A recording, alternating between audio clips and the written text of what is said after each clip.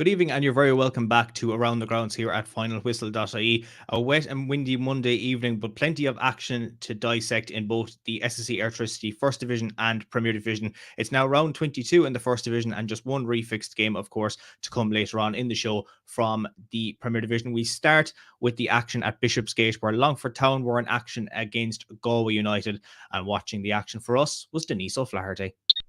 Well, I hope to God I still have a voice after that, because it ended here at Bishopsgate. Longford Town 2, Galway United 0, and a second half brace from Christian Magruson saw Longford Town claim a deserved win over title challengers Galway United at Bishopsgate. It kind of puts a dent in Galway's title ambitions. Magruson opened the scoring in the 62nd minute. Nick MacDonald knocked the ball down from a corner, and Magruson fired to the net from close range. In the 74th minute, Town had claims for a penalty waved away. And 8 minutes later then, Diarmuid Kearney corner was headed home by Magruson. The home side did boss the early exchanges of the game, and in the 4th minute, Magruson brought a great save out of Conor Kearns, and then seconds later he hit the crossbar with a header. In the 40th minute, a cross by Carl Chambers was headed over by Ryan Graydon. The minutes later then, Galway had their first attempt on goal. Conor McCormick with a long range strike that was tipped over the bar by town keeper Luke Dennison. Wilson Moreira got into a good position minutes later, but he dragged his shot wide. Then in the 23rd minute, Kearns brought off an excellent save to deny Aaron Robinson. The home side continued to cause problems for the Galway defence, and Michael Barker got onto the end of a Barna corner in the 26th minute, but his effort hit Alex Murphy and he was able to clear. And then 3 minutes later, Magruson really should have done better with his effort, but he did make up for that in the second half. Alex Murphy played an excellent ball into Ed McCarthy in the 33rd minute, and he brought a fine save out of Dennison. And just before the break, the visitors did pile on the pressure. Diego Portillo with an effort that was blocked down with the Town defence. It was a bit of a scramble, but they were able to create nothing out of it to trouble Dennison. The opening exchanges of the second half were quite even, and then the deadlock was broken just after the hour mark through Magruson, and he made it 2-0 in the 82nd minute. So it finished here at Bishopsgate, Longford Town 2, Galway United 0. And that, of course, was Denise O'Flaherty reporting live from Bishopsgate this evening, where Longford Town picked up a big 2-0 win over Galway. Massive blow for Galway's title chances in that one. We will move next up to the Athlone Town Stadium, where Athlone Town hosted Watford. Reporting live from Lissywullen is Sean Comer.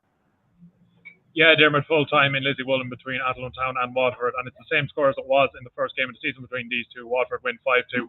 Comfortable win in the interim. They played very well. Kind of got off to a hot start when Junior hit the bar after a true ball from Roland Dodowu, but just 2 minutes after that, Sobowale muscled his man off out on the right hand side, crossed it in, and Louis Britton flicked in the cross for a nice finish to make it 1-0. Athlone kind of got an equaliser out of nowhere about 3 minutes later. Keane Kelly sent in a cross, which was met by Thomas Alua, and Murphy came out to deal with it, but he just got his timing all wrong. He ended up clocking Alua. Referee pointed straight to the spot. Shane Barnes stepped up, sent the keeper the wrong way to make it 1-1.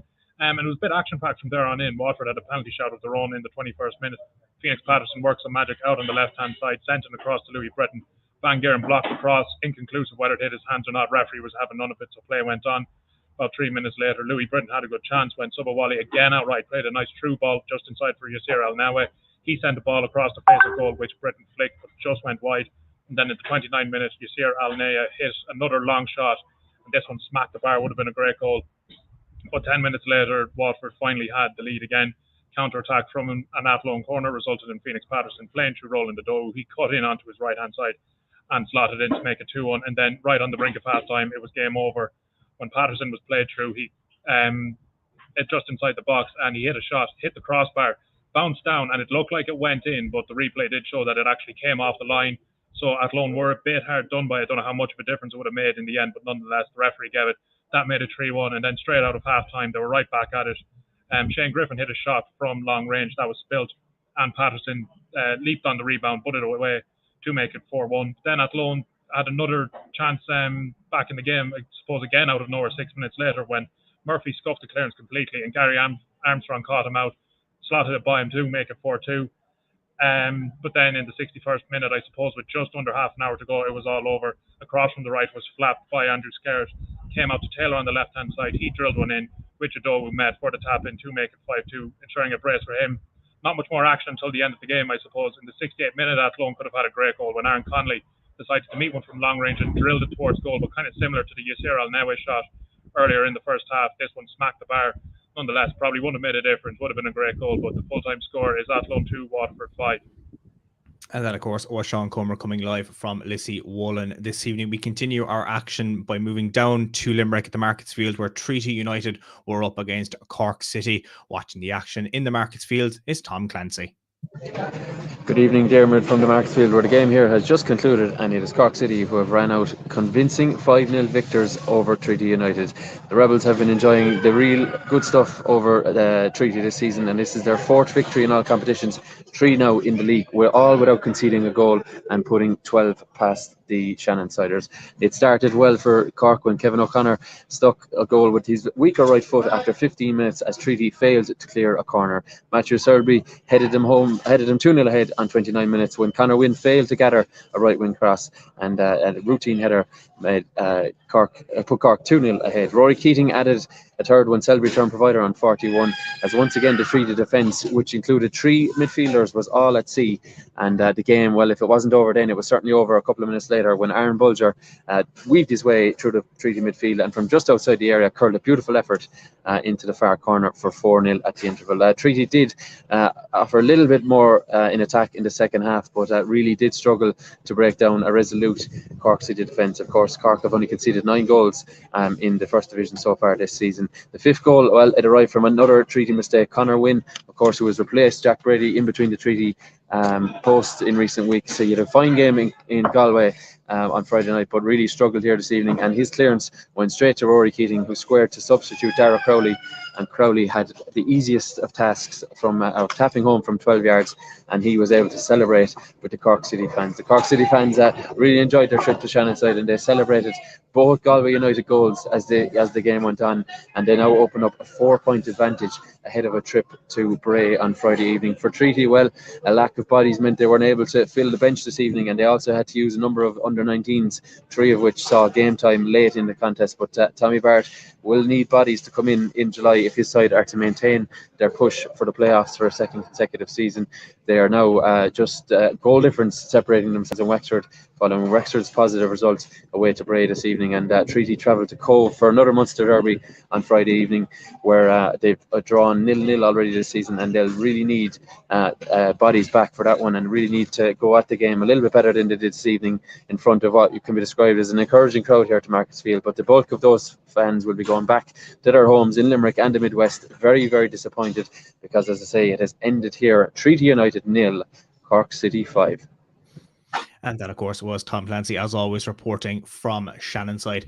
Now, the final game, of course, Tom did mention it, the results down at the Carlisle grounds between Bray and Wexford. Plenty of late drama in that one. And reporting on the tie for us is Samuel Mansfield.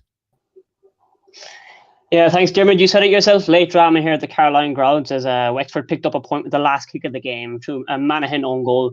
Monaghan was brought on literally moments before for Bray to try shore up the game, but he kicked into his own net off a low cross with literally the last kick of the game to get the point for the away side. Bray thought that the former youth player, Paul Fox, had done enough to get all 3 points with his goal and assist, but that was not how it turned out.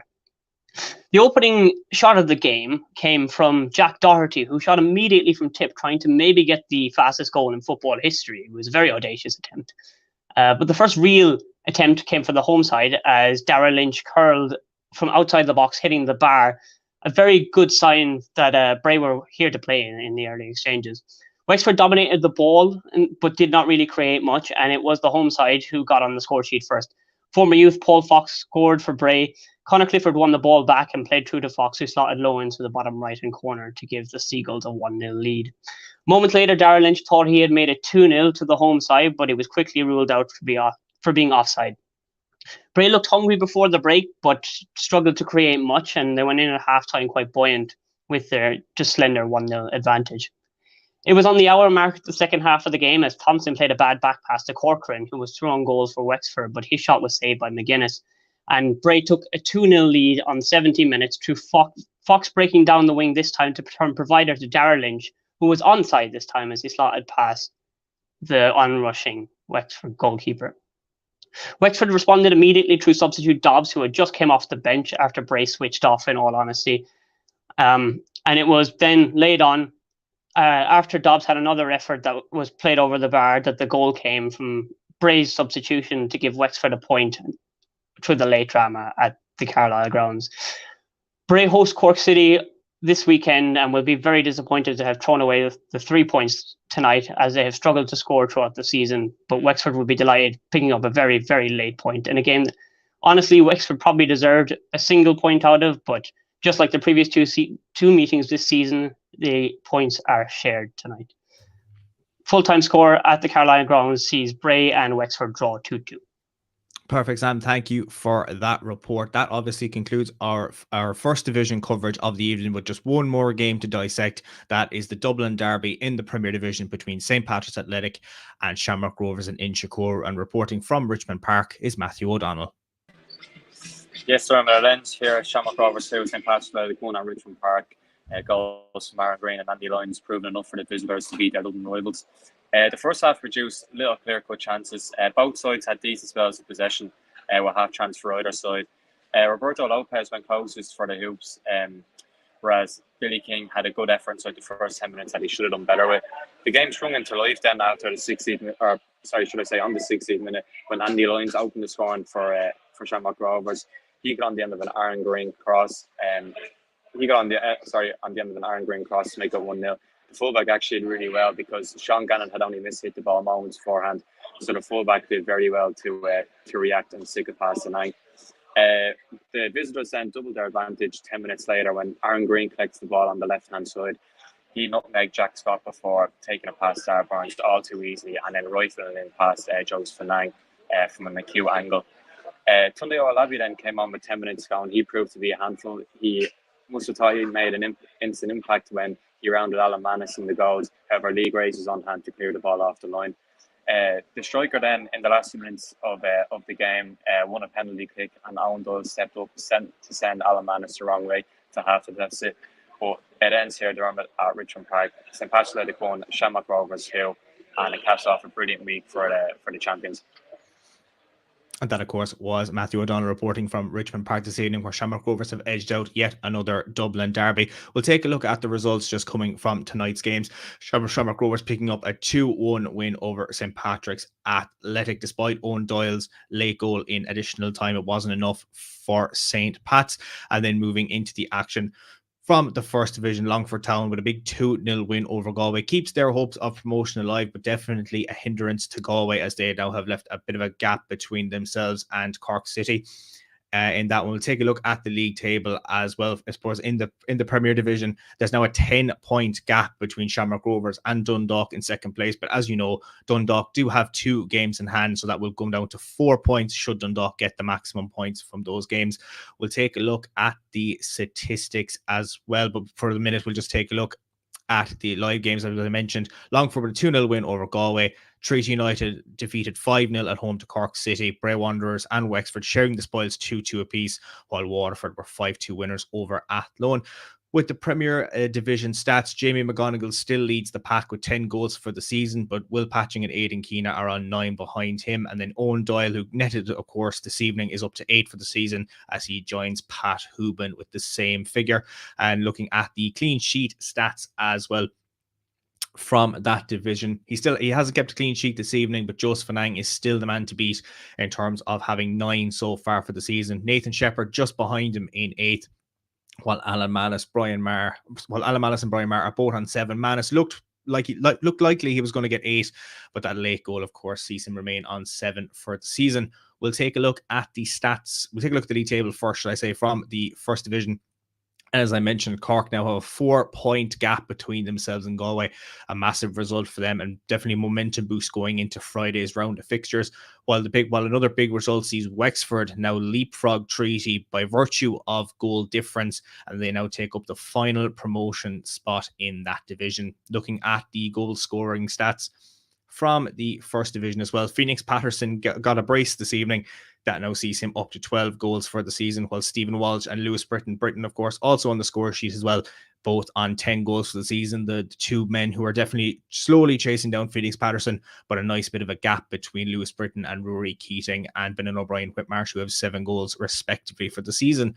Looking at the clean sheet stats as well, David Harrington managed to extend his tally for the season to 10 with a clean sheet at the Markets Field this evening. That now puts him 3 ahead of Conor Kearns and Brian Murphy, while Luke Dennison is up to 6 clean sheets for the season, just waiting for that stat to be updated on the site. But he is slowly chasing behind Murphy and Conor Kearns as well, who weren't the victors in their respective games this evening. Now, another fixture, you would have seen it there on the right-hand side of your screen. The Ireland women's national team with a big 9-0 win over Georgia this evening. That now sees them up to second place in their group. They have 2 games left. Finland coming in September to Tala. That'll be a big game as Ireland look to qualify for their first ever tournament. Would definitely expect a big result there. Another fantastic result tonight for the girls in green. Katie McCabe with a hat-trick in that one, but definitely a result that sees them now. They've managed 20 goals over 2 games in an aggregate score against Georgia, a result that's definitely going to potentially see them qualify for our first tournament. We will hope anyway from an Irish point of view. We'll take a look at the fixtures momentarily for what we have coming this Friday. All these fixtures are kicking off at 7:45 unless stated, as Bohemians welcome Derry City to Dalymount Park. Dundalk will be looking for big 3 points at Oriel Park against UCD to try and cut Shamrock Rovers' gap at the top of the table. St. Pat's welcome Drogheda United to Richmond Park looking for another result, while Finn Harps have the difficult task, should I say, of taking on Shamrock Rovers in Finn Park. Bray Wanderers host Cork City. Cove Ramblers will take on Treaty United in Shane Keegan's first game as manager of Cove. Galway United take on Waterford. Galway will definitely be searching for blood in that game, while Wexford will look to hold on to their spot in the promotion places as they take on Wexford in Ferry Carrick Park next week, while on Saturday Sligo Rovers are at home to Shelbourne as well. All those games kicking off at 7:45, except for the Finn Harps and Shamrock Rovers game, which kicks off at 8 o'clock on Friday. My thanks to all of our reporters for their match reports this evening. All their reports will be available on the Finalwhistle.ie website. And we'll be back on Wednesday evening, where Kieran Callan will be dissecting all of the weekend's action and looking ahead to next Friday and Saturday's fixtures as well. And you can join me back for Around the Grounds next Friday night, where the action is definitely heating up in both the SSE Airtricity men's first and Premier Division, but definitely another week of jam-packed football to come as well. Hope you've enjoyed the show, and we'll chat to you again on Friday. Have a lovely rest of your week, and we'll see you then. Goodbye.